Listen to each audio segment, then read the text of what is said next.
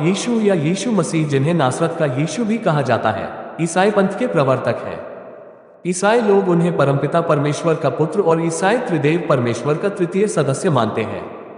ईसा की जीवनी और उपदेश बाइबल के नए नियम, विशेष रूप से 4 शुभ संदेशों मत्ती, लूका, यूहन्ना, मरकुस, पौलुस का पत्रिया, पत्रस का चिट्ठियां, याकूब का चिट्ठियां, दुनिया के अंत में होने वाली चीजों का विवरण देने वाली प्रकाशित वाक्य में दिए गए हैं। यीशु मसीह को इस्लाम में ईसा कहा जाता है और उन्हें इस्लाम के भी महानतम पैगंबरों में से एक माना जाता है।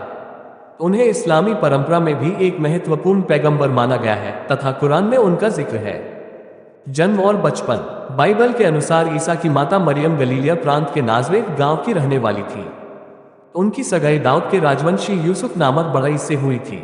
विवाह के पहले ही वह कुंवारी रहते हुए ही ईश्वरीय प्रभाव से गर्भवती हो गई। ईश्वर की ओर से संकेत पाकर यूसुफ ने उन्हें पत्नी स्वरूप ग्रहण किया। इस प्रकार जनता ईसा की अलौकिक उत्पत्ति से अनभिज्ञ रही। विवाह संपन्न होने के बाद यूसुफ गलीलिया छोड़कर यहूदिया प्रांत के बेथलेहेम नामक नगरी में जाकर रहने लगे। वहां ईसा का जन्म हुआ। शिशु को राजा हेरोद के अत्याचार से बचाने के लिए यूसुफ मिस्र भाग गए। हेरोद WS 4 BC में चल बसे। अत ईसा का जन्म संभवतः WS 4 BC में हुआ था। हेरोद के मरण के बाद यूसुफ लौटकर नाजरेत गांव में बस गए। ईसा जब 12 वर्ष के हुए तो यरूशलेम में 3 दिन रुककर मंदिर में उपदेशकों के बीच में बैठे, उनकी सुनते और उनसे प्रश्न करते हुए पाया। जिन्होंने उनको सुना वे सब उनकी समझ और उनके उत्तरों से चकित थे। तब ईसा अपने माता पिता के साथ अपना गांव वापस लौट गए। ईसा ने यूसुफ का पेशा सीख लिया और लगभग 30 साल की उम्र तक उसी गांव में रहकर वे बढ़ई का काम करते रहे। बाइबल इंजील में उनके 13 से 29 वर्षों के बीच का कोई जिक्र नहीं मिलता। 30 वर्ष की उम्र में उन्होंने यूहन्ना जॉन से पानी में डूब की दीक्षा ली। डुबकी के बाद ईसा पर पवित्र आत्मा आया। 40 दिन के उपवास के बाद ईसा लोगों को शिक्षा देने लगे। बैबलियाई आत्मकथा। हेरोदेस राजा के दिनों में जब यहूदिया के बैतलहम में यीशु का जन्म हुआ तो देखो, पूर्व से कई ज्योतिषी यरूशलेम में आकर पूछने लगे कि यहूदियों का राजा जिसका जन्म हुआ है कहाँ है, क्योंकि हमने पूर्व में उसका तारा देखा है और उसको प्रणाम करने आए हैं। यह सुनकर हेरोदेस राजा और उसके साथ सारा यरूशलेम घबरा गया और उसने लोगों के सब महायाजकों और शास्त्रियों को इकट्ठे करके उनसे पूछा कि मसीह का जन्म कहाँ होना चाहिए। उन्होंने उससे कहा, यहूदिया के बैतलहम में, क्योंकि भविष्यद्वक्ता के द्वारा यो लिखा है कि हे बैतलहम जो यहूदा के देश में है, तू किसी रीति से यहूदा के अधिकारियों में सबसे छोटा नहीं, क्योंकि तुझ में से एक अधिपति निकलेगा जो मेरी प्रजा इस्राएल की रखवाली करेगा। तब हेरोदेस ने ज्योतिषियों को चुपके से बुलाकर उनसे पूछा कि तारा ठीक किस समय दिखाई दिया था, और उसने यह कहकर उन्हें बैतलहम भेजा कि जाकर उस बालक के विषय में ठीक ठीक मालूम करो, और जब वह मिल जाए तो मुझे समाचार दो ताकि मैं भी आकर उसको प्रणाम करूं। वे राजा की बात सुनकर चले गए और देखो, जो तारा उन्होंने पूर्व में देखा था वह उनके आगे आगे चला और जन्हा बालक था उस जगह के ऊपर पहुंचकर ठहर गया। उस तारे को देखकर वे अति आनंदित हुए और उस घर में पहुंचकर उस बालक को उसकी माता मरियम के साथ देखा और मुंह के बल गिरकर उससे प्रणाम किया और अपना अपना येला खोलकर उसे सोना और लोहबान और गंधरस की भेंट चढ़ाई। और स्वप्न में यह चितनी पाकर कि हेरोदेस के पास फिर न जाना, वे दूसरे मार्ग से होकर अपने देश को चले गए। उनके चले जाने के बाद देखो, प्रभु के एक दूत ने स्वप्न में यूसुफ को दिखाई देकर कहा, उठ, उस बालक को और उसकी माता को लेकर मिस्र देश को भाग जा, और जब तक मैं तुझसे न कहूं तब तक वहीं रहना, क्योंकि हेरोदेस इस बालक को ढूंढने पर है कि उसे मरवा डाले। वह रात ही को उठकर बालक और उसकी माता को लेकर मिस्र को चल दिया और हेरोदेस के मरने तक वही रहा, इसलिए कि वह वचन जो प्रभु ने भविष्यद्वक्ता के द्वारा कहा था कि मैंने अपने पुत्र को मिस्र से बुलाया पूरा हो। जब हेरोदेस ने यह देखा कि ज्योतिषियों ने मेरे साथ ठट्ठा किया है, तब वह क्रोध से भर गया और लोगों को भेजकर ज्योतिषियों से ठीक ठीक पूछे हुए समय के अनुसार बैतलहम और उसके आसपास के सब लड़कों को जो 2 वर्ष के व उससे छोटे थे मरवा डाला। तब जो वचन यिर्मयाह भविष्यद्वक्ता के द्वारा कहा गया था वह पूरा हुआ कि रामाह में एक करुण नाद सुनाई दिया, रोना और बड़ा विलाप। राहेल अपने बालकों के लिए रो रही थी और शांत होना न चाहती थी, क्योंकि वे हैं नहीं। हेरोदेस के मरने के बाद देखो, प्रभु के दूत ने मिस्र में यूसुफ को स्वप्न में दिखाई देकर कहा कि उठ, बालक और उसकी माता को लेकर इस्राएल के देश में चला जा, क्योंकि जो बालक के प्राण लेना चाहते थे वे मर गए। वह उठा और बालक और उसकी माता को साथ लेकर इस्राएल के देश में आया। परंतु यह सुनकर कि अरिखलाउस अपने पिता हेरोदेस की जगह यहूदिया पर राज्य कर रहा है, वहां जाने से डरा और स्वप्न में चितनी पाकर गलील देश में चला गया और नासरत नाम नगर में जा बसा, ताकि वह वचन पूरा हो जो भविष्यद्वक्ताओं के द्वारा कहा गया था कि वह नासरी कहलाएगा। और बालक बढ़ता और बलवंत होता और बुद्धि से परिपूर्ण होता गया, और परमेश्वर का अनुग्रह उस पर था। उसके माता पिता प्रति वर्ष फसह के पर्व में यरूशलेम को जाया करते थे।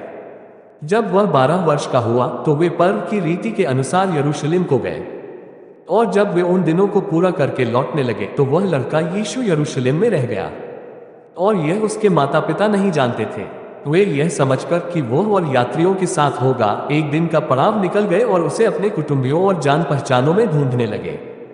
पर जब नहीं मिला तो ढूंढते ढूंढते यरूशलेम को फिर लौट गए, और 3 दिन के बाद उन्होंने उसे मंदिर में उपदेशकों के बीच में बैठे उनकी सुनते और उनसे प्रश्न करते हुए पाया। और जितने उसकी सुन रहे थे वे सब उसकी समझ और उसके उत्तरों से चकित थे। तब वे उसे देखकर चकित हुए, और उसकी माता ने उससे कहा, हे पुत्र, तूने हमसे क्यों ऐसा व्यवहार किया? देख, तेरा पिता और मैं कुलते हुए तुझे ढूंढते थे। उसने उनसे कहा, तुम मुझे क्यों ढूंढते थे? क्या नहीं जानते थे कि मुझे अपने पिता के भवन में होना आवश्य है? परंतु जो बात उसने उनसे कही उन्होंने उसे नहीं समझा। तब वह उनके साथ गया और नासरत में आया और उनके वश में रहा, और उसकी माता ने ये सब बातें अपने मन में रखी। और यीशु बुद्धि और डील दौड़ में और परमेश्वर और मनुष्यों के अनुग्रह में बढ़ता गया। माँ मरियम। 6वें महीने में परमेश्वर की ओर से जिब्राइल स्वर्गदूत गलील के नासरत नगर में एक कुंवारी के पास भेजा गया, जिसकी मंगनी यूसुफ नाम दाऊद के घराने के एक पुरुष से हुई थी। उस कुंवारी का नाम मरियम था।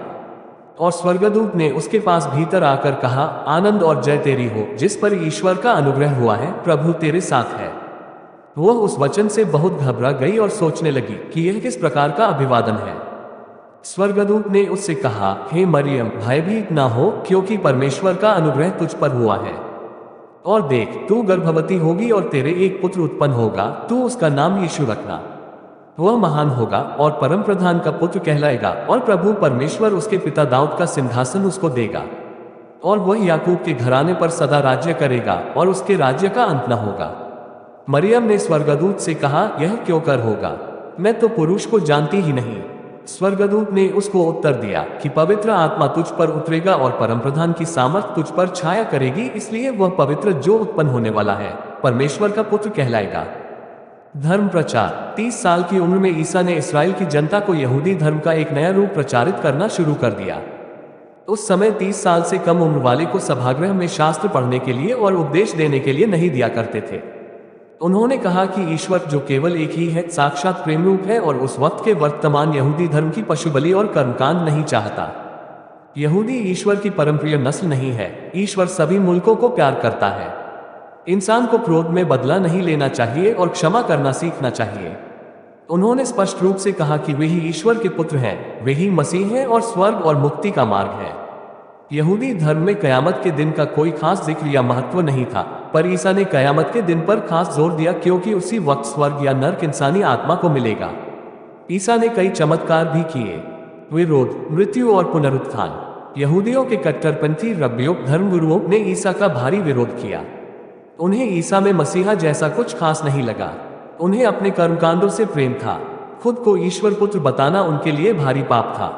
इसलिए उन्होंने उस वक्त के रोमन गवर्नर पिलातुस को इसकी शिकायत कर दी। रोमनों को हमेशा यहूदी क्रांति का डर रहता था, इसलिए कट्टरपंथियों को प्रसन्न करने के लिए पिलातुस ने ईसा को क्रूस सलीब पर मौत की दर्दनाक सजा सुनाई। बाइबल के मुताबिक रोमी सैनिकों ने ईसा को कोड़ों से मारा, उन्हें शाही कपड़े पहनाए, उनके सर पर कांटों का ताज सजाया और उन पर थूका, और ऐसे उन्हें तौहीन में यहूदियों का बादशाह बनाया। पीठ पर अपना ही क्रूस उठवा के रोमियों ने उन्हें गलगता तक लिया, जहां पर उन्हें क्रूस पर लटकाना था। गलगता पहुंचने पर उन्हें मदिरा और पित्त का मिश्रण पेश किया गया था। उस युग में यह मिश्रण मृत्युदंड की अत्यंत दर्द को कम करने के लिए दिया जाता था। ईसा ने इसे इनकार किया। बाइबल के मुताबिक ईसा 2 चोर के बीच क्रूस पर लटकाया गया था। ईसाइयों का मानना है कि क्रूस पर मरते समय ईसा मसीह ने सभी इंसानों के पाप स्वयं पर ले लिए थे, और इसलिए जो भी ईसा में विश्वास करेगा उसे ही स्वर्ग मिलेगा। मृत्यु के 3 दिन बाद ईसा वापस जी उठे और 40 दिन बाद सीधे स्वर्ग चले गए। ईसा के 12 शिष्यों ने उनके नए धर्म को सभी जगह फैलाया। यही धर्म ईसाई धर्म कहलाया।